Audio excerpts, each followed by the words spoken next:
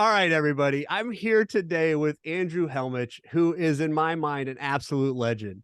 He's an accomplished photographer from New South Wales, Australia, but even more so, he has an ever popular Photo BizX podcast. Andrew is not one to boast, but I am going to boast about him today. I know Andrew's podcast has completely transformed countless photographers' lives and connected people with coaches, successful businesses, photographers who help other photographers, and just a great network of people that not only love photography, but have a passion for growing their business. I can personally accredit Andrew and Photo BizX for getting me started in my business. And honestly, I can say I wouldn't be here today without his podcast and the people I've met through his group. Andrew, I am so wrapped, as you Aussies say, to have you on my podcast today. And I can't thank you enough for giving me the time and the opportunity to interview you. Mate, what an intro. I am going to save this intro. I'm going to put it on Linda's ringtone so she hears how awesome I am because No, I sincerely mean this. We just did an interview last week for me on your podcast, and I told you afterwards, I'm like, yes, I've worked with business coaches that have helped me and everything, but you are the one that introduced me to those people. I mean, like, you know the story. I spent 24 hours driving to Ohio listening to your podcast.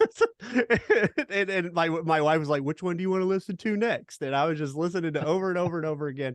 And you've introduced me to those people that have helped lead me to the success that I am within my business. So I'm so grateful to have you on my podcast. I'm honored and I'm touched that you would join me and everything. But I want to talk to you and get to hear you talk about photography business. But first, let's start a little bit and tell the listener a little about your history, your photography, how you got into podcast world, how you grew this incredible network of people. How did you get started in doing what you're doing now? Wow. Okay. I'll make this as short and succinct as possible. I got into photography 25 or so years ago. I got into it through fishing. I was looking to get published in fishing magazines. I was writing well, but I didn't know how to take photos. So I learned quickly so I could get published, realized how much I love photography, assisted another photographer at some weddings for a few weddings, thought, yeah, okay, I can do this. I actually booked a friend's sister's wedding and just did double prints so that she could have a copy and I could have a copy for my portfolio. And then we went off to a bridal expo with that wedding as a sample album, and that was it. Business was kicked off with Linda and I, my wife, and from there it was a part-time business. A few years later, I went part-time at my full-time job, and then a few years after, or a year or two after that, I went full-time with photography. I was given an ultimatum by my employer, who said, you got to come back full-time or you have to leave. Well, we can't continue this job share situation. So I said, okay, that's it. That was the push that I needed to go full-time. And like so many photographers, I wish that I had made that decision a few years before. Absolutely loved my career as a photographer. I'm still shooting, but nowhere near as much anymore. And then 10 years ago, I used to listen to podcasts. I had a podcast for my wedding couples, and I thought, why isn't there a podcast about photography business? And particularly when there was less and less conferences, or they were harder to get to. The AIPP wasn't as popular as it was here in Australia. I thought, why can't I produce a podcast that is like a photography business conference and make it available to everyone? So that's what I did. I started Photo BizX 10 or so years ago, and that's become my true passion. Somehow I've got a knack for asking the right questions that listeners like to hear asked. I just ask what I want to know, and it seems to gel well with what the listener is looking for. And so I get to do that now full time, which I love. And you're awesome at it. Like, I mean, I can't tell you how many times I've talked to photographers, and we always, the comment is always, Andrew's really good at getting to the nuts and bolts of what he wants to know or what he wants to get out of an interviewer or somebody that he's interviewing. And you are amazing at it. But the other side of it too, what I love is your podcast really goes under the hood of what photography is about. And it's not just like one genre. It's not just like families or weddings, or you hit everything. Headshots, like taking pictures over Zoom. I mean, I like all these crazy things. Like I had to filter myself of like, I don't want to listen to that because I don't need that idea because it's just going to get me down a rabbit trail I don't need to go down. And I tell people that I'm like, hey, just be careful when you listen to PhotoBizX. Don't like let it go because you can go a million different ways, you know. But you're just amazing at it, and your passion it just shows in the way in the people that you bring on and everything. You're always looking for um new people. It's awesome. I love it. I love it. But thank you so much for having the podcast. I didn't realize it was 10 years. That's amazing feat to have 10 years of podcasting. So I know you've been in PhotoBizX, and this is really where I want to go with this today is like, because you've been in PhotoBizX, you've had this capacity of talking to photographers from all around the world, all different kinds of genres, all different kinds of success levels. You know, some like I listen to, I'm like, they're successful in their mind, but it's just like, I think they could be more successful. And then there's some people, it's like, man, I want to be like that person and I want to be that successful. So what is something that you would say is a constant that you find when you talk to photographers and know photographers that like when they're successful in their business, what keeps them successful? Yeah, that's a good question. And I think we even have to go back a step to what you said. And out of all the interviews I've done, you've said, oh, you know, some of those photographers are successful to themselves or in their own heads, but to you, you know, you have an ambition that might be bigger or different to theirs. So I think that every photographer has to find how they define success for themselves. So like take you, to me, you are a huge success in your business, John. It's incredible what you're achieving, what you have achieved, where you're going, what you've done. But would I want to do what you're doing? No, it scares the crap out of me. Sometimes I don't want to do what I do. You know, I loved having my smaller business. Now, in saying that, you know, I did branch out. I opened a second studio. I formed a partnership. I had, I'd say, grand aspirations to sell my business at one point. So yeah, I think it's up to the listener, up to the photographer to define their success. But getting back to your big question, you know, what is the secret sauce? I think it's having something that's repeatable, that is profitable, you know, and being able to do the same thing over and over and over again, as long as it's profitable and you create a set of systems that continues to run, you know, day in, day out, which to some listeners or some photographers, you know, the reason we get into it is to be creative. And sometimes that doesn't sound sexy, but that to me is how you are going to be successful. And it's 100% true. I mean, anybody that talks to me about business and stuff, it's like, it's not about, I've even talked about it on your podcast. It's not about the art all the time. It's about, you got to think like a business person. You have to be a business person when you're running your thing.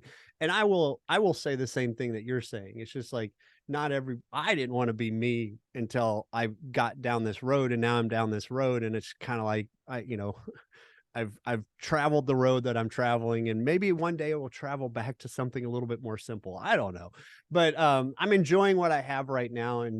But I will tell people, don't look at my success as your success. You don't have to define like, I don't need to be you don't need to be $1 million studio like me. There's good things and there's bad things that go with that, and sometimes I envy those people that like, oh, I only make $200,000-$300,000 a year. And it's just like, if you're making it profitable and you're making the money that you want to make. And I mean, look at you. I look at you. You spent like 3 months in Europe, doing what you're doing and still able to keep what you're doing with your podcast going and all that stuff. And I think it's what you define as success, and success for me today is what it is today. And it's different in another day. So I 100% commend you on saying that, because like, not everybody has to be the same, and there's nothing wrong with where you're going and what you're doing.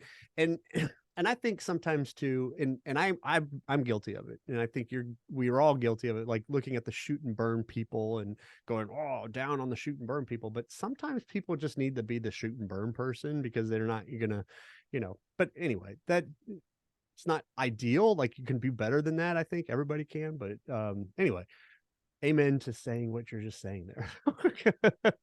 And just with the shoot and burn thing, I think it really depends on where you are. I mean, the first person that comes straight to mind when you say shoot and burn is Nick Peel. I don't even know if he's still shooting today, but he had a full-time job, 4 kids, wife, mortgage, all the things that the family man has.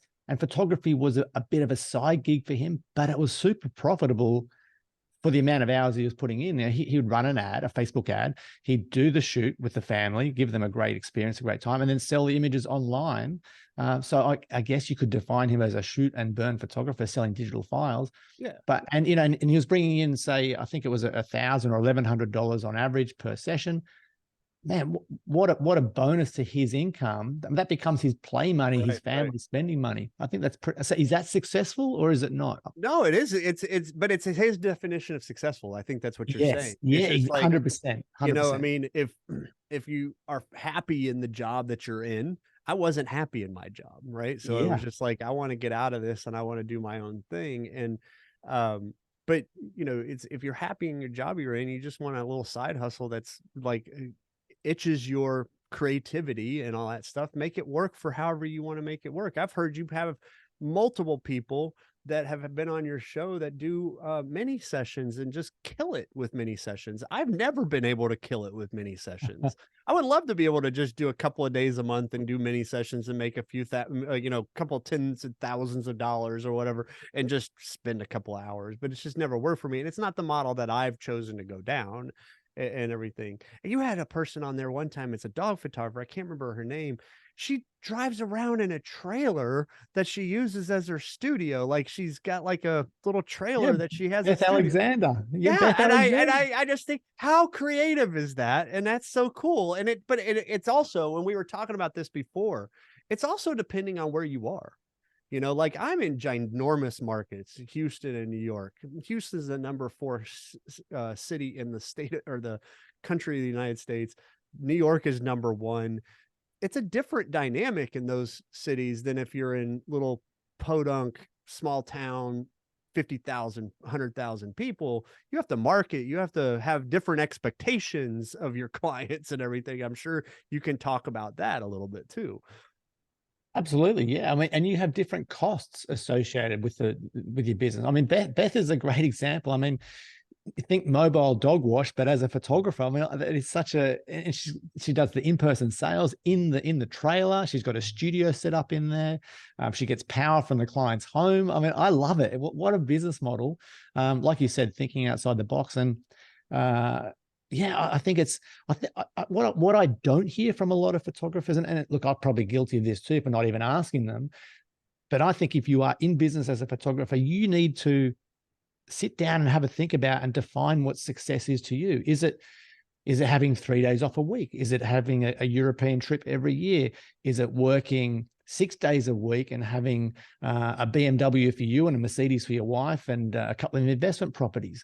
Like, I think unless you know 100%. where you're going, what are you aiming for? I'm 100%, 100%. And that's something I've had to learn even in my business, is just like, I got driven by, like the success was going well and it was building and it continued to build and everything. But now I'm to a point where it's just like, I'm trying to define that success a little bit different. So, and I think that changes I mean, I'm sure you've seen photographers that have changed in their business. It's like what success means today doesn't mean success later on down the line. I mean, for me, it's like, I want to be able to support my family and send my kids to college and not have to worry about all that. So I'm doing everything and grinding as much as I can to be able to do that. But once the kids are out of college and my wife and I can sit back and enjoy, that's just a different life, so I don't have to, but I'm also trying to build something that I can have run itself, so that it's like, I can take myself out of it when I want to, and it still does its thing and it still makes money. And, like a person you've had on the show, Hark Najar, he and I talk often about like, do you sell your business, or do you build it till you can continue to run that business forever and ever and ever? It generates money, and what's better for you? And I think, again, that defines, do I want to be in any kind of the day-to-day business, and do I sell it? Or do I want to be in the day-to-day business in some aspect, maybe if it's a little bit, but I'm making money out of it at the same time. But it's the same type of dynamic. It's like, what's your goal? But no, that's Absolutely. great.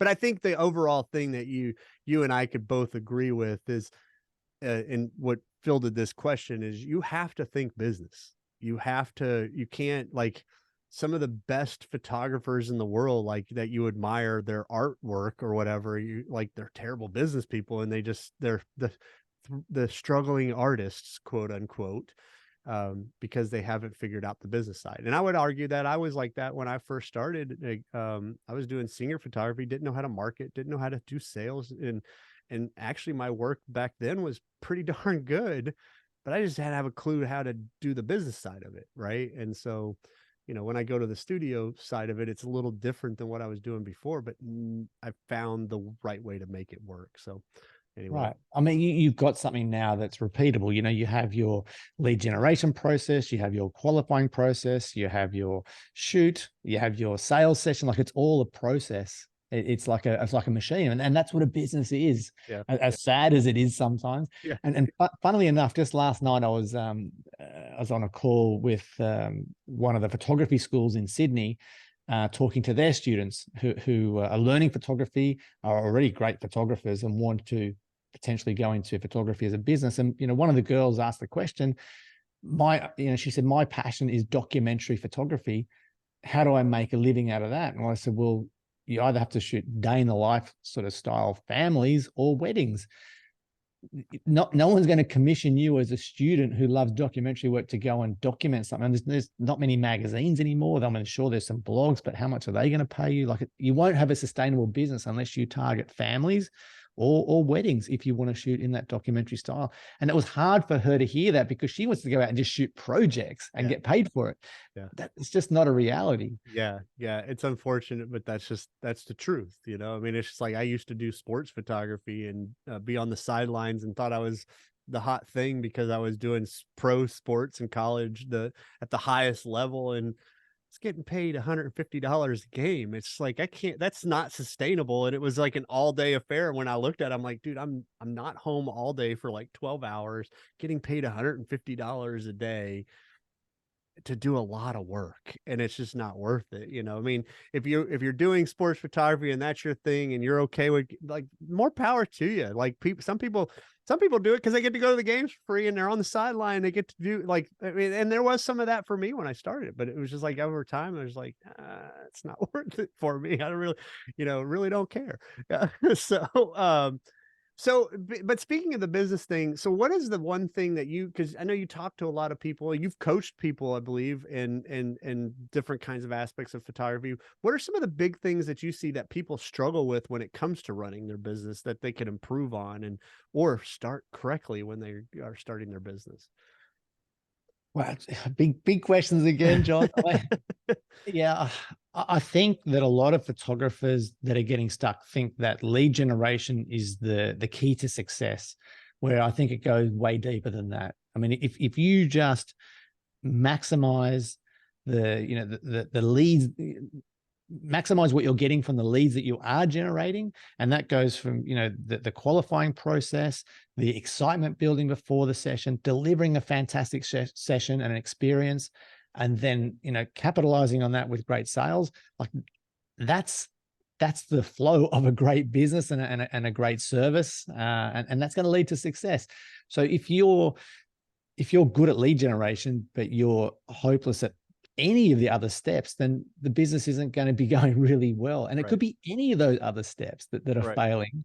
No, And 100%. 100%. yeah, I I mean, remember one time I had one of your guests on, like, they contacted me before they were a guest on your show. It's like, I don't know if I'm a little afraid to be on Andrew's show, because I don't want to divulge too much information. And I said, you can't divulge enough information on Andrew's 1 hour podcast that's going to change your bit, like the competition of your business. Cause it's like you said, a lot of people look at lead generation. It's like, oh, I get 100 leads a day. Now what do I do? And and then they go, I can't book any of them. It's like, well, there's more to it than just, I can tell you how to get leads, but then there's other steps to the puzzle. So Exactly. And so, 5 leads a week, could be enough for some businesses. exactly. That could If be you can book plenty. one person a week and do $5,000 a week, I mean, and you get a killer sale. I mean, I'm pulling out my calculator right now, 5,000 a week, and you only did 40 weeks. That's $250,000. $200,000, Yeah. and you're taking 12 weeks of the year off, you know. That's right.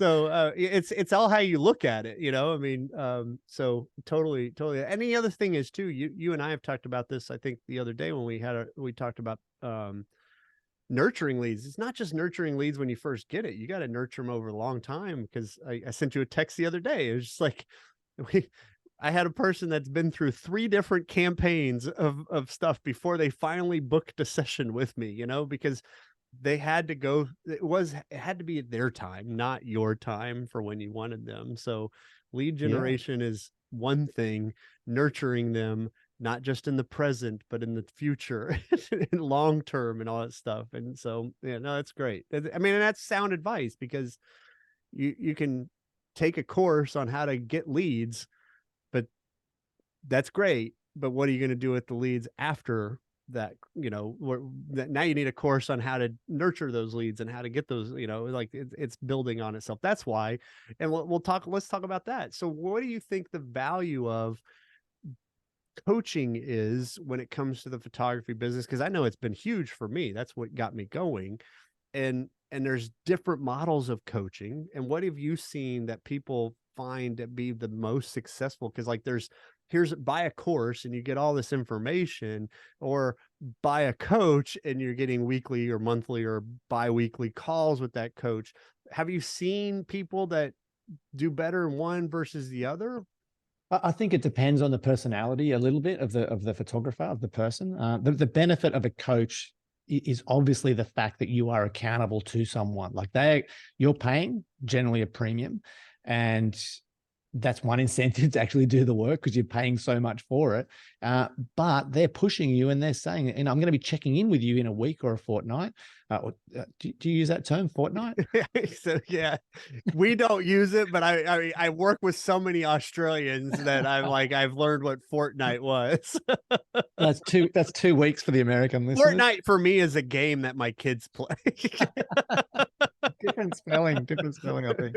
It totally is. So so if you're going to be accountable to a coach, then you've got someone on your back. You've got to deliver. You've got to actually implement what they tell you, and that's I guess the downfall of a course, depending on your personality. If you can buy a course and implement what you learn, I mean, take your lead ads course for example. I mean, geez, there's no better blueprint on how to create a Facebook ad. I mean, you just follow the steps. You laid everything out step by step. But interestingly, some people that paid for the course don't actually go and implement it. It's like, and then they say, I can't get leads. I say, you've got the course. Did you actually do it? Oh, it didn't work. And what did you do? Just tell me about how you did. Oh, so you actually left out those steps. You only did part of that. And you did your own version of the course. Exactly. And that's what they do. People think they can make it better before they've actually done the actual course the way it was explained. I think this happens all the time. So in the courses, and I say right at the beginning, once you've recorded the course, whoever has, and in your case, do what John said first, then experiment. Don't experiment on the way. So, if in answer and it's to your funny you question, say that, because the people that have struggled, that have actually reached out to me and say, none of this works. And I just like, I'll dive into it and say, well, what did you do? And it's always something that they're doing different than what I told them to do. Exactly. That's right. And your course is one example. It's the same with any course for and it's not only photographers either, but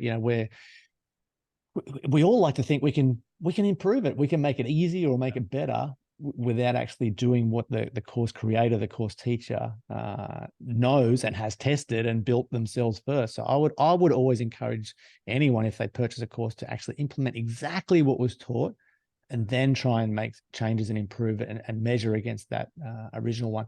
But back to your question, coaches, amazing. And there's going to be different coaching styles. I mean, I get a lot of emails from photographers saying, which coach do you recommend? Yeah. And I'll say, look, try this and this this coach, but give them all a call and have a chat, and you'll know straight away. Like if you gel with that coach, you'll get a sense of, hey, this guy, this girl, they've got my back. They understand where I'm coming from. I think they can help. And a coach should be able to lay that out for you within 30 to 60 minutes pretty quickly, pretty Right. easily. Well, and I'll be honest, like I've had people come to me and like, "Hey, can you help me with my business?" And I'm like, I'm happy to help, but I'm running a business, so I have to be careful of like I don't want to run I don't want to be coaching too many people or helping too many people because it's just like, you know, I've got my own business that I'm running, right? But I had somebody just recently. He went through what he was wanting to do and all that stuff, and I said, you know, I could help you with that, but I got a better option for you. And I pointed him to another coach because I was just like, I think he's going to be able to serve you better. And I've worked with this person, and I think they're gonna be able to do better stuff with because they're doing it full time and they can give you all their attention. Not that I wouldn't give you attention, I just think you'd be better served. But I'm with you. Like I've always had, you know me, because I've come to you and I've said, "Hey, I'm looking for a different coach, and this is specifically what I need help with, and all that stuff." And what's been great is I'll come to you and you'll say, "Talk to these people," and I'll interview those people and I'll listen to those people, and I'm like, "I think you're the right match for me," and you're gonna teach me what I want to teach, learn. And sometimes that doesn't work out the way I thought it would be, and sometimes it works out great, you know. But you know me because I show up in your courses all the time, and even even who was it, Christy? She's like, "What are you doing in this course? You can teach this course." I'm like, I truly believe you can always learn something. You know, it's just like, and I also believe when it comes to coaching, this is my personal opinion. You can stay with a coach for so long, but then maybe you should go and find a different coach to teach you something new and fresh. And you know, it might be the same thing. I've had coaches that teach the same kinds of stuff, but they give a different perspective of it, and it's like, oh, okay, cool, let me implement some of those things. But the and I will say the same thing as you, the course thing is kind of a double-edged sword. If you're motivated to do it, go for it. But what I find a lot of times in those courses, and this can be a danger, you have to look at the course, sometimes there's so much information, you are overwhelmed, and you just Mhm. have to, but you have to learn to take it in chunks, and you have to like be graceful on yourself that you're not going to implement it all in 1 hour. You know, I mean, uh you have to do it in little bits and pieces. And so that's where I think having a business coach, like a person that works with you one on one, is nice, because then they'll tailor it to what you need. You know, it's Yes. just like, "Hey, I need this help with this, this, and this." It's like, "Okay, cool. These are the action items that we're going to do." And I'm not going to give you a laundry list of all these different things that you're like, "Do I need to do this part, or do I do this one?" Or, you know, so having somebody that's like, and it keeps you accountable. Like, I think that's a great part of it too. Yeah. Um, Can I say one other thing, John? I think yeah, yeah, absolutely. one of the things, like we you mentioned, and we both did coaches and courses. I think the third one that doesn't get talked about a real lot is a mastermind group. And I think every photographer that wants to grow their business should be part of a mastermind group. And if you're unfamiliar with that, basically you would get together on Zoom or in person, with say 3 or 4 other photographers, and you have a 1 hour meeting and you have a quick chat for 5 minutes, and then you get in and talk about your wins for the week, maybe your struggles for the week, and then you go hard for say 30 to 40 minutes with one of the group, focused intently on something that they're working on, they're struggling with, or they need help with, and you all go all in. And so it's all working together for that one group member. And then you finish off saying, what you're going to be implementing, each of you, for the following week. And then the next week it's someone else's turn to have the main focus. So that's generally how a mastermind group would work. And if you can handpick your group members and put something together yourself if you're not already part of one.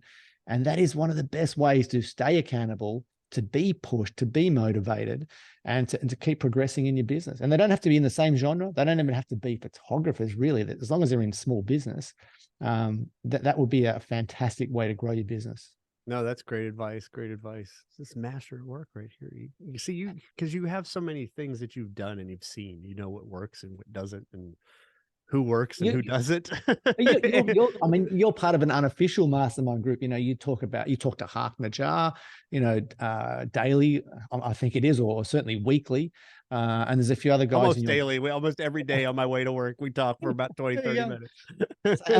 So what a guy, like that's two great photographers with two totally different businesses in different countries, Yes. motivating each other Yeah. to And be he's always successful. challenging me to think through things. Like today, he actually talked to me, is like, you know, are you looking at your business both in New York and Houston and seeing as it being fully profitable to have both businesses? Does it make sense and all that stuff? Because I'm asking those questions of myself and to people like Hark. It's just like, how do I slow business down without losing business and keeping it like at a level that makes me happy, you know? And it's kind of, I make the joke. It's like it's hard when you get to a certain place to ramp it back because you're used, and there's a fear to that too. It's just like, if I ramp it back, is it going to affect A, B, and C that I'm not even seeing right now, and it's just but he's a smart dude. So but it's like you said, I have my own mastermind, but I've gone out and sought those people. Like, I don't pay Hark anything. Hark doesn't pay me anything.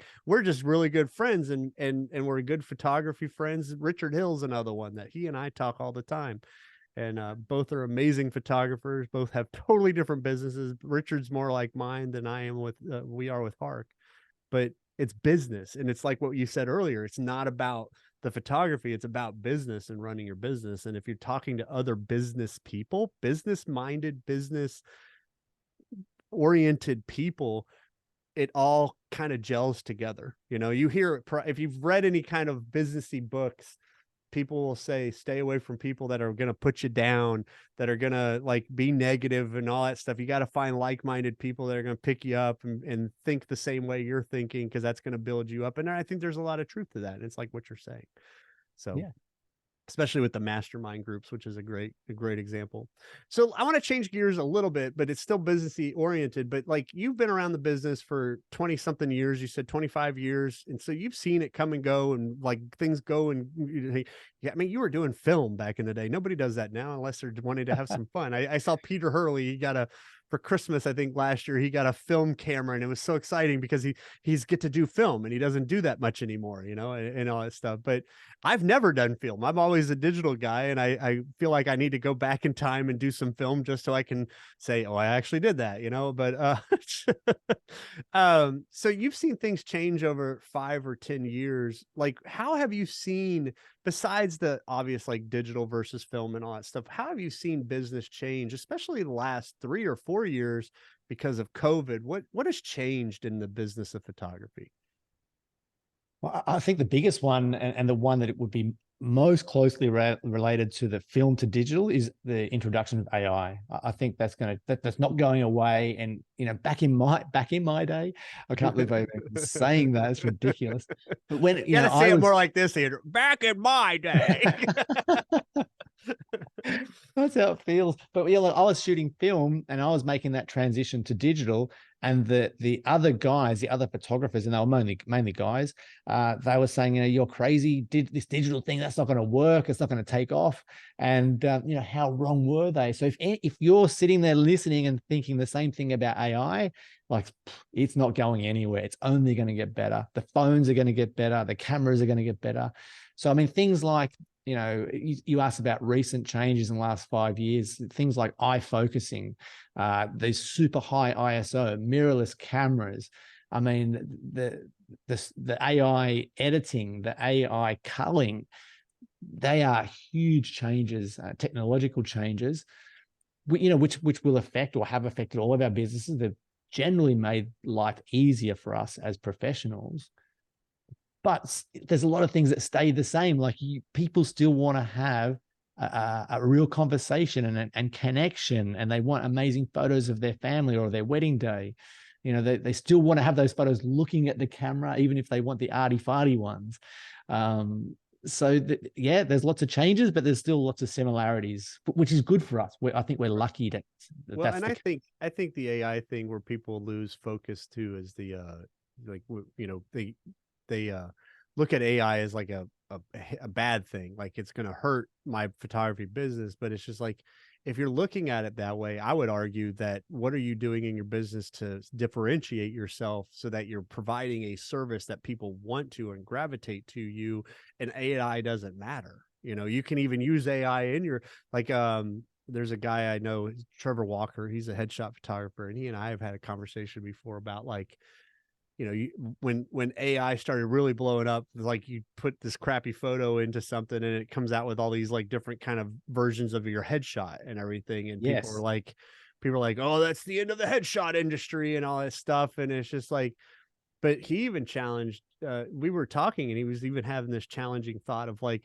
why not offer that as part of what you're doing in your headshot business? You know, it's just like, I'm 100%. going to give you like kick ass headshots that you've never had before in camera, like, you know, the Peter Hurley style, because he's like a Peter Hurley style kind of guy, and do portraits and all this kind of stuff. And you're going to walk away with like these amazing photos. But if you want to do some off the wall stuff, I'll throw in for $75. I'll throw it through an AI filter and give you some AI versions of things too, you know, if you want to use that. But thinking creatively, but it's still, the people are coming to him or coming to you as a photographer because of the experience, not because of the AI, you know? That's right. Um, Yeah, look, and that's it's not it's going away, like you said. So you better embrace it and figure it out. and what you just shared, I mean, that is the perfect example, and that is my example as well. If I was a headshot photographer or a branding photographer, I can still get a way better photo of you for whatever you need it for. And then if I learn AI better than you learn I can also offer you an AI package to go along with those fantastic photos I created to give you even more options and capitalize on that. So if I was a headshot or branding photographer, I would be embracing and learning and finding the best AI apps to introduce other backgrounds and offer that as a service. I mean, Right. that's the way digital sort of came in. It was the guys and the girls that embraced it and learned how to use it and Photoshop. They're the ones that are still going today. Yeah. Yeah. No, it's like, it's funny because like Photoshop, or I mean Adobe, I don't know if they're showing it like in Australia, but like here in the US, like at sports games, they're showing the new Adobe auto generate stuff, and it's a commercial, and it's some kid getting ready for a birthday party, and it's like her telling the story of what she wants her birthday party to look like, and she's cutting herself out and adding these things, and then it zooms out and it's her and her mom sitting at the thing. But it's all the stuff that most photographers are going, this is what's going to kill us in photography. And it's just like, and they're doing it in a commercial, you know. It's like, all you have to do is buy Photoshop. But that you still have to have that image to create that stuff. So like, you know, I agree. Don't fight it, embrace it. Somebody said when LinkedIn came out, all the recruiters that were in the world said, oh, there goes the recruiting business, I'm gonna be out of a job. But they're still recruiters, and they're all over out of all places, they're all over LinkedIn. Exactly. So Exactly. anyway, so let's go. I said, what have you seen change in 5 or 10 years, in the last 5 or 10? If you were to go into a crystal ball and predict where we're going, what do you foresee changing in the next 5 to 10 years that people should be thinking about and preparing for and getting ready for, as they need to adjust their businesses? I think sitting right here, right now, I think AI is still the big one. I think that's just going to go ahead in leaps and bounds in our industry. So I think you would need to embrace that, be able to offer that, be able to use and manipulate it to get the images that your clients will Not look desire. like plastic. Yeah, yeah, exactly, exactly. Yeah, and it could be like, I don't know if you've seen, you probably have the new, is it the Google or the Pixel phone, where you can, swap heads automatically in camera and swap faces so you get the right expression. I mean, it could be as simple as that, just getting good at that without having to do it in Photoshop so it can happen quickly. So yeah, look, I think AI is the big thing. I'm sure there's going to be advancements in cameras, but I mean, again, they're so good right now. We can shoot in almost no light. We've got eye focusing. It's fast. It's accurate. Yeah, The tech. when I got the R5 and I shot it in high ISOs, I was like blowing it up real big. I'm like, dude, when I shot with like a 1DX or my Canon 5D Mark IV, I was like, man, that was really like, pixelated and all that stuff, or like it was noisy and everything. But like now you can get really high and it's just like, man, there's not hardly any noise. It's crazy how the camera systems. But let me ask you, like, what do you think in the way of marketing and way of that kind of, like, on the business sense of it, not on the Yeah, right. technology side? What about the business sense? Where do you see that changing in the next 5 to 10 years? Yeah, that's a difficult one. I mean, I don't think there's been a lot of changes in the last 5 to 10. If anything, you know, I hear photographers like you saying, geez, I really don't want to have all my eggs in one basket. And that basket is obviously Facebook or Meta at the moment. Look, I don't see Meta going away. There's probably going to be other social media platforms coming and going, but I think Meta will continue to grow and dominate and buy the other ones that look like they're going to be good. Well, they So bought they bought Instagram. exactly. That's right. Exactly.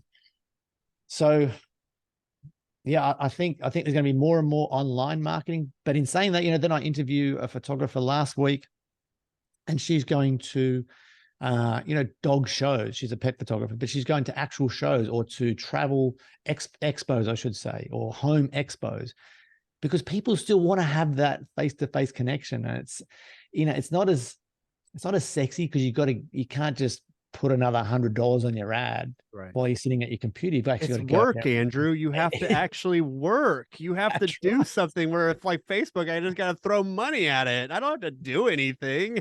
That's right. That's right. So that's a scary thing, isn't it? Because again, I don't want And to. if for and I'll argue with photographers, the scary part of it, I find most photographers are introverted people and Yeah. they don't like talking to people, which is the irony, because we're photographers and we have people in front of us and we have to talk to them. But there's a lot of photographers out there that don't like to go to shows or go in front of businesses or go in front of people and try and market that way, because it's hard, and people will say no and it'll hurt my feelings and I don't like talking to people.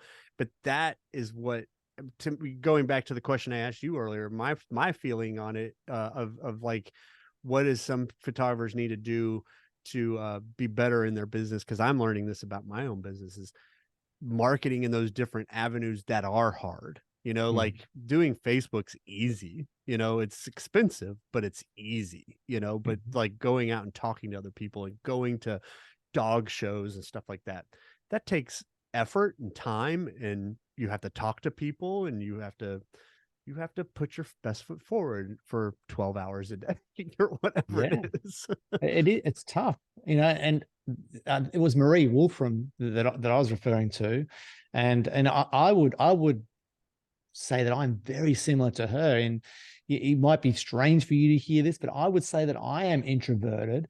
If I went to bridal expos when we were doing them, that is the last place I wanted to be. I do not want to be talking to couples at a bridal expo. But Linda and Tennille or Crystal, girls that worked with us, they were amazing at it. So I would just go and set up and then I'd leave. And but then talking one on one, I'm totally comfortable with that. Yeah. That's fine because I find that easy. Sitting in give me a restaurant and some friends talking over a crazy big party. That's my safe, comfortable place that I would enjoy. So if even though that's the hard part, like you said, I would have to push myself and go and learn how to do that more effectively if I want to be successful or stay successful, or find someone else to do that for me. Right. And yeah, If you're not good at it, like, I'm learning that, and like, if you're not good at it, or if it's not something you have a passion for, go find somebody to do it for you and pay them a yeah, little bit to do it for you. It's not, there's no harm in that. no, exactly, exactly. They'll probably have better results than you, you know. Yeah, So and just with the marketing, what I'm seeing, and in relation to your question about how things are changing, I'm seeing the old marketing styles, coming back again. like what? Like third-party marketing, Okay. aligning yourself with another business that's serving your ideal client, going to these trade shows and expos, running competitions. So doing the things that work online, but doing them offline as well. Mm. And I think that's a good thing to do, but it takes time, it takes work, it takes effort. You don't just throw money at it and sit behind your computer. So it's hard to say, go and do that. Go and spend 3 days at a trade show and collect a bunch of leads, you know, which might give you leads for the next 6 months, but it's a lot of work to do that. And it's also going to be expensive, you know, where the other option is to just run some more Facebook ads. Like Yeah, that but I would sounds, argue it's not nearly as expensive as what a Facebook ad. Because if I go and do a trade show, even a biggest, like the biggest dog trade show I'm looking at doing here in Houston, it cost me $600 for a booth.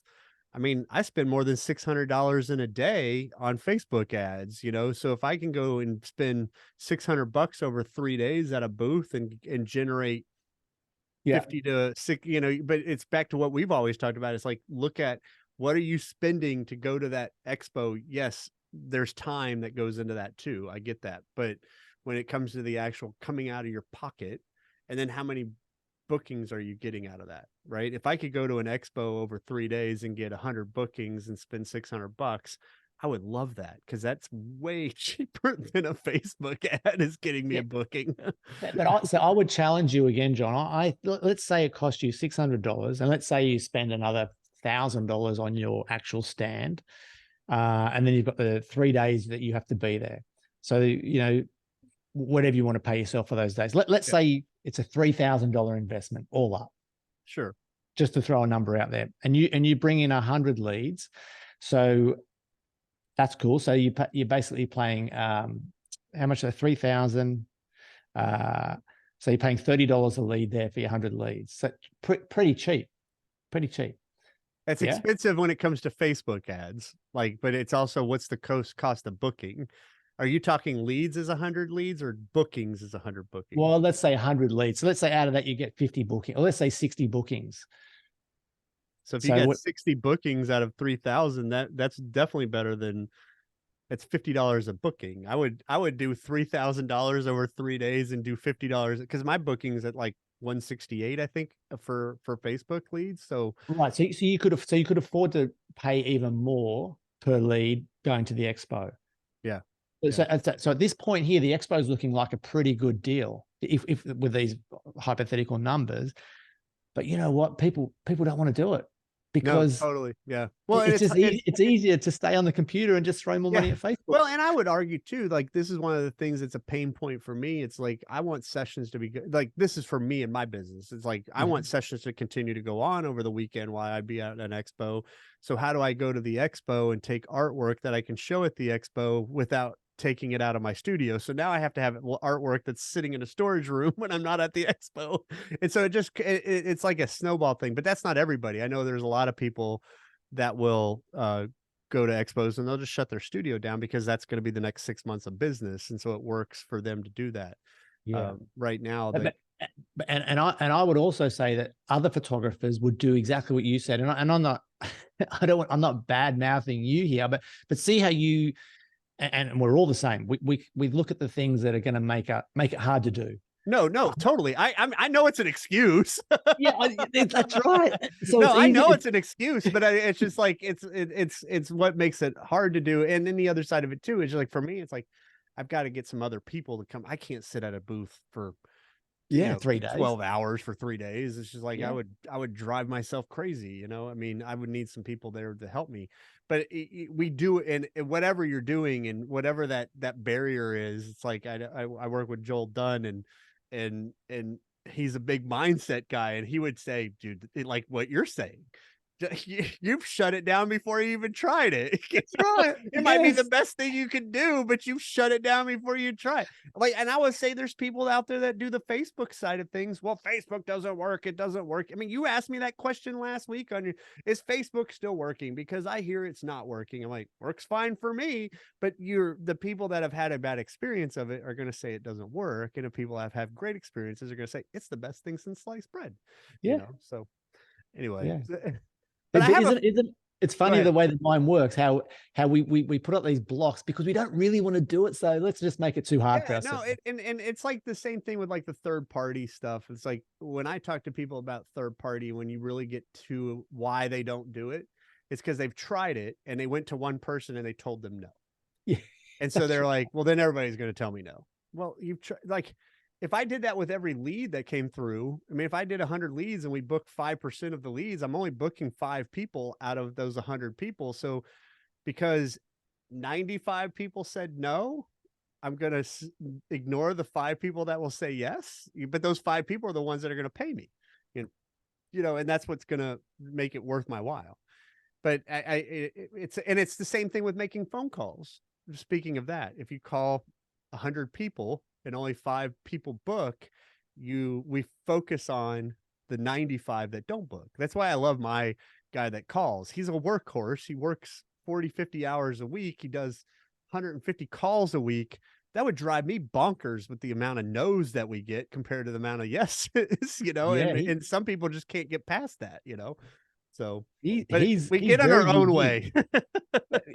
But how unique is he? It's Ricky, isn't it? I think It's he said. Ray. Ray is his Ray, name. Ray, Ricky's sorry, my Ray. photographer in New York. So Amazing to have the ability to get that many no's and just keep going till you get the yeses. That's yeah. so cool. And then have it like I'll have days where we don't book a session, and I'm like, "Hey, was it a rough day or something, or what was going on?" He goes, "No, tomorrow I'll be fine, and we'll book 10." It's just like it's just he keeps a positive attitude. It just moves forward, and that's hard to find. You can't find like a lot of people aren't like that, but it's at any aspect of your of business. It's a mindset thing that you have to have the right mindset to be able to work in that world, and not everybody is a Ray. Like not I wouldn't want to make phone calls like that and get that many no's, because it would just tear me down and I would get tired and I would stop making phone calls. And I would venture to say the majority of the people that struggle in their business are in that same boat. So go find somebody that can take the no's and keep Yeah, fighting through, yeah. because it's going to pay for itself at the end of the day. you know Absolutely. And just quickly with the third party marketing, I mean, I've done that myself multiple times with different businesses, and I've had people say no, but it's never been that bad. And I think for the photographer, he's scared of approaching a business owner and has this fear of the business owner saying no. I think it's only because they don't really understand how beneficial the third party marketing campaign is for the business owner. Like, you are taking all the risk as the photographer. They are Totally. gifting free photo sessions with an amazing photographer for their best clients. Like, Yeah. they Yeah. have got nothing to lose. And I'm not like, you don't have to spend anything. I mean, the only thing that you could maybe lose is the reputation if that photographer treats their clients like crap. But Yeah, but don't if do you're a that. staff, Don't exactly. do that.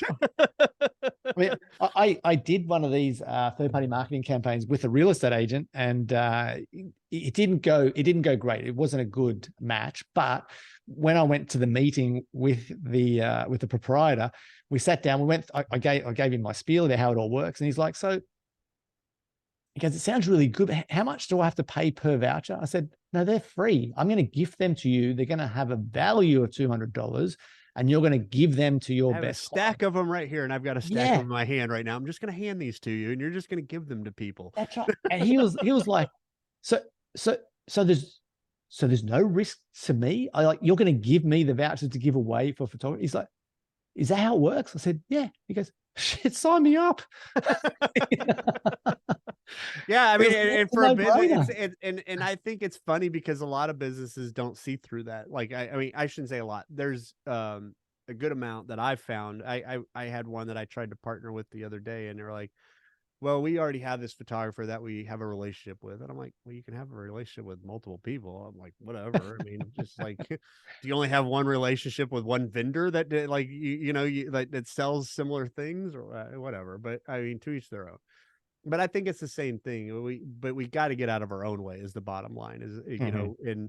and don't let the no's get to the, get to the yeses, because the yeses are going to be there. You just have to go find them. Get into your chamber, get into your BNIs, get into your whatever, and network with other people and talk to. And guess what? It's just like when you started out in photography.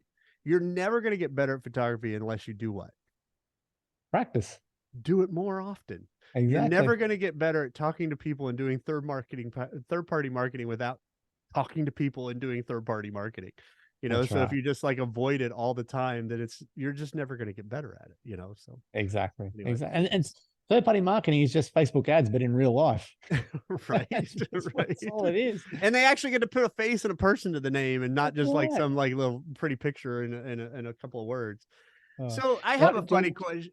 sorry, just before Go you for do it. move on, just if anyone is a reader out there, there's a fantastic book, and I'm sure I've mentioned it on my podcast, but Rejection Proof. It's by Jia Jiang. It is incredible. It's a great book. If you're scared of being rejected or having someone say no to you, this book will blow your socks off. From the first story, I read it, and I remember he went. Didn't he go to like a place and ask like for these stupid things at a a donut store. yeah, like he asked for the stupidest like thing. He was like, they're never gonna ask, they're never gonna do this, and then they did it because he kept going and asking. And he kept going until he got no's. I mean, he would turn up to someone's house with a soccer ball who had a great backyard and knock on their door and say, "Can we play soccer in your backyard?" And expecting to get a no, and they'd say, "Yeah, come on in, let's go and have a game." So awesome. It's just crazy. Yeah. I mean, but it's again, once you practice it and once you start getting those yeses, it kind of fuels you, and then you want to do it more. It's like anything else in business. When you start, like that's what fueled me when I started doing sales and things got better. And like I was like, oh, because it's like doing sales, and it's like, I know you and I have talked about it. I'm doing this workshop in New York. One of the things that I find is like photographers, the first time they get to practice doing sales is with the person that they're like doing a sale with, and they're like crapping their pants and they don't know what they're doing and they're screwing it up, and they're like, but I'm doing it with somebody that matters, because if they don't pay me, then I'm not going to make any money.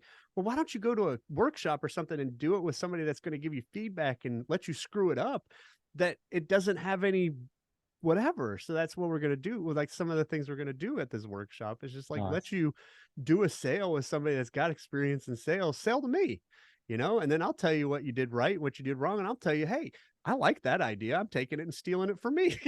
So,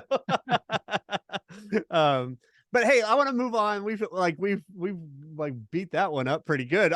That's a good, but I have a funny question. I have to ask this, and you're going to laugh when I ask this question, but every coach that I've had since I've started my photography business has been Australian. Now, given most of them come from Photo BizX, and you're Australian yourself and everything, but I have found what's fascinating to me, and I don't know what the secret sauce that you guys have in Australia is, but there are so many very successful photographers from the outside looking in, and in Australia, there's tons, like I say tons, there's a great number of very successful business coaches who had very successful businesses that come out of Australia. What makes Australia, in your mind, different than other parts of the world that aren't as successful when it comes, or struggle, or make it harder? Because you have a very dense population areas where you have a lot of photographers in a small area that are all competing in the same market. So what makes it different on Australia, in your opinion? I don't know. And you know what? It's been this way with actual photographers since the day I started. When I first went to the very first AIPP conference I went to, I was already hearing then that, and I was hearing about Australian photographers going to the United States to teach other photographers there, whether it's how to shoot, how to photograph a wedding, how to shoot portraiture in their style, or do business. I'm like, what are we doing going over there telling those guys what to do? That doesn't make sense. So if I'm speaking from my experience, and I haven't had any experience in America or the United States or Canada or the UK for that matter, what I do know about the Australian photography coaches and I would say the photographers, and look, it could be exactly the same in the US, so please don't take this the wrong way. No, you're good. But we want the photographer or the client, let's say it's a coach photographer relationship.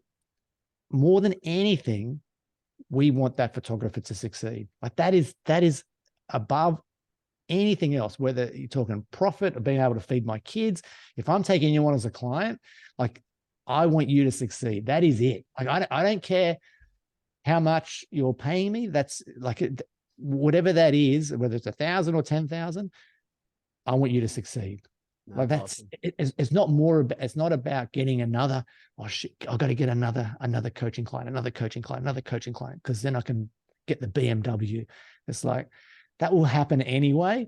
Right. let me just make sure this guy succeeds. No, I mean, I appreciate that. It's always been curious because, like, I mean, just to name, I mean, I started with Bernie Griffiths, and then I went to Mark Rossetto, and then I worked with Joel Dunn, and then like you have Steve Saporito, and you have all these guys that when some people in the photography world hear these names, they're like, those are big names. I mean, if you're a graphic studio person, you don't know who Steve Saporito is. You're living on a rock, and you're not buying wall art, you know. But I mean, it's just like, but so it's just like, why? I've always wondered, like, what is it about Australia? Because, like, I know when I worked with Mark, he kind of mapped it out for me one day. He was like, I want to show you something. And he showed me like a part of Sydney, I think it was. And he was like, there's a photographer here, there's a photographer here, there's a photographer here, there's a photographer here, there's a photographer here, there's a photographer here. And it's such a small area because, like, Yeah, you guys are very densely populated. You have a very big country, but you are very on the densely coast. populated in small areas, right? Yes. And you're all competing against the same kind of people. So it was just very interesting to see these people that are, thriving and doing well, and then I'm getting coached by them. I will say this, that's really interesting. There are some things that I feel, and I'm trying to figure the secret sauce out, that work in Australia that I struggle with getting to work in the United States the same way. And Right. I mean, that's a whole different podcast. But I don't know what it is, because we talked about before we got on the show about like I talked to Nick and Ben Potter and stuff, and they're doing some of the same marketing things that I do, and they're struggling with things that I don't struggle with, and then I'm struggling with things that they don't struggle with, and we're trying to figure out why. What Yeah. is the difference between an Australian versus an American, or that, and the mentality and all that stuff. And so I think a lot of marketing is psychological, and I think it's how we grow up and how we are taught and shown things. And I don't know what it's like when, in the education system or the world of Australia. I can tell you what it's like in the United States and what we're inundated with or whatever, but I'm sure there's similarities, but I'm sure there's differences too. So it was just it's a question I wanted to ask you, because it's like, hey, I've got an Aussie on here, I've got to ask this question. Yeah, it is an interesting question. I really don't know, and I would love to feature more Canadian, UK, and American coaches.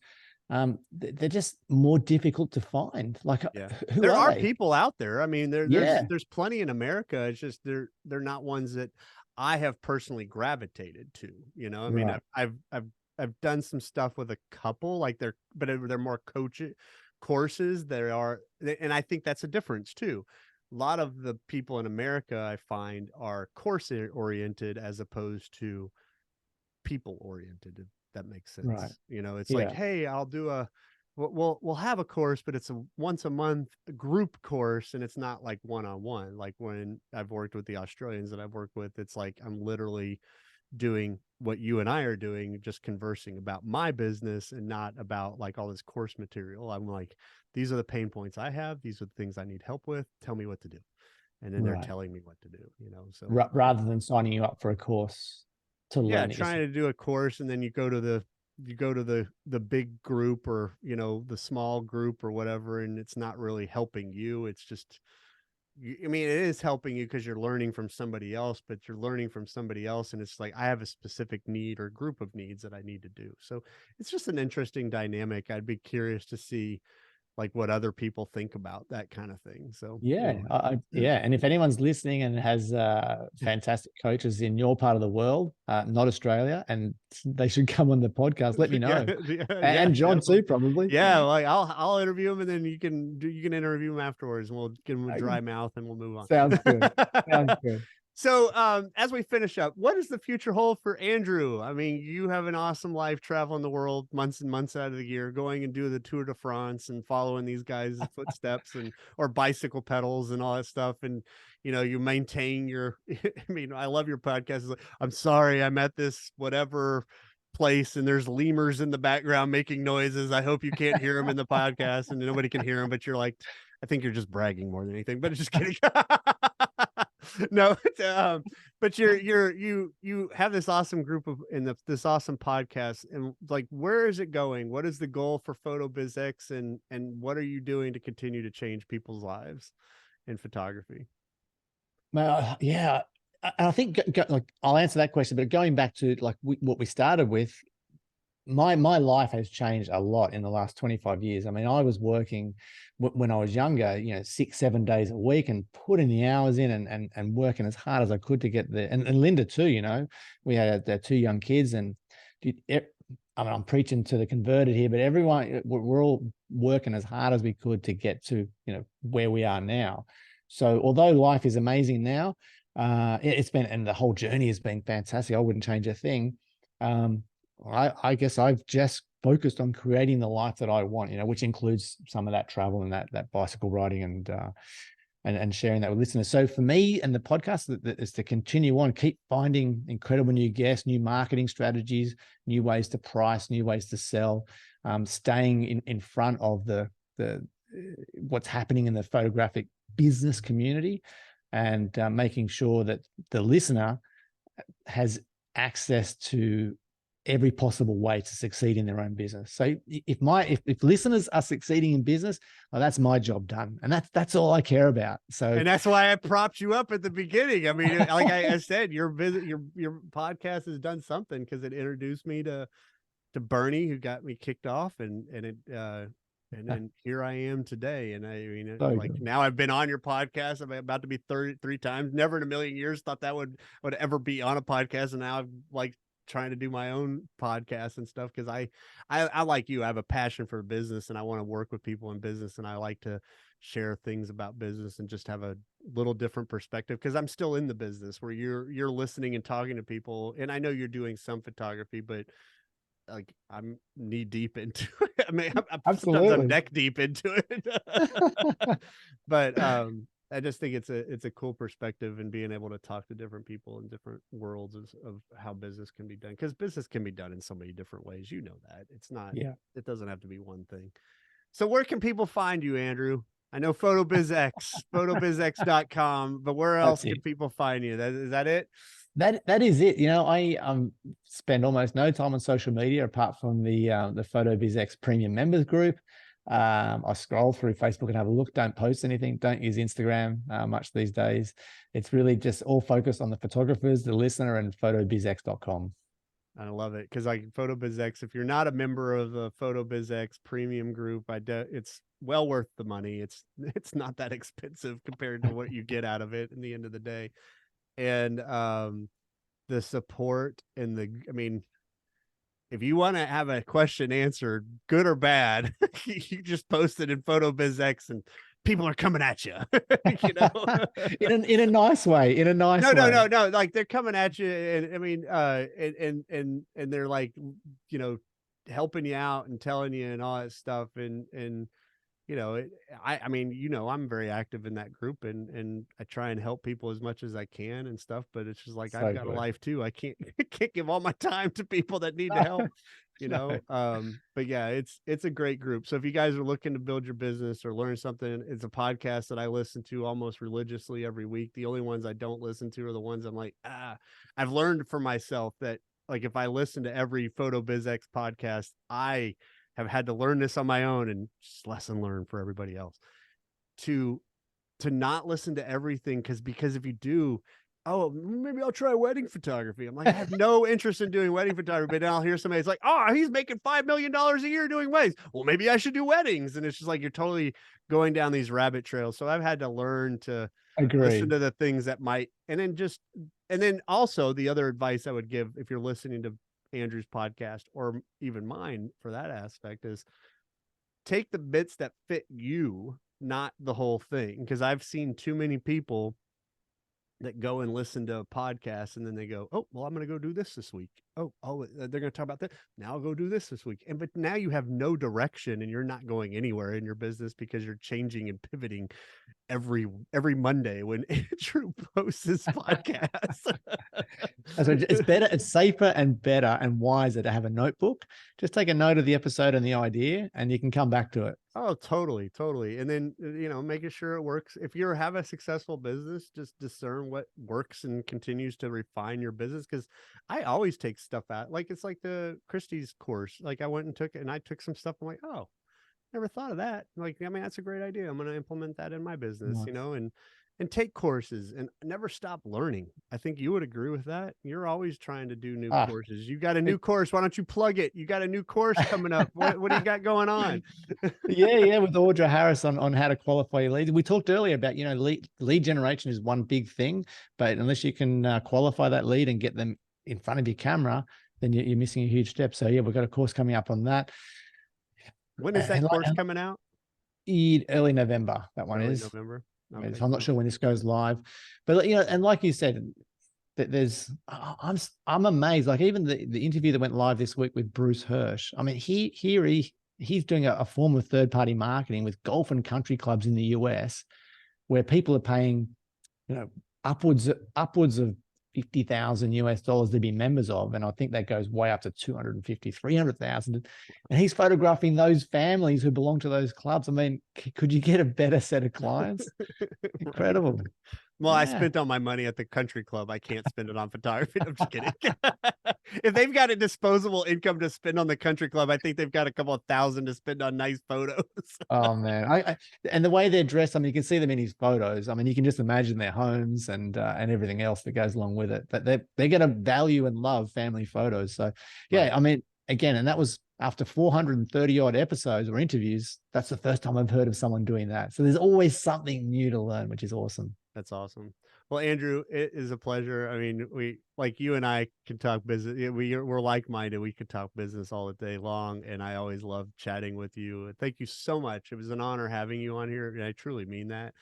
Um, because of your podcast, I'm sitting here doing what I'm doing today, and was able to quit my job 2 years ago because it started to propel me, and I can't thank you enough for that, and all the people you've introduced me to along the way.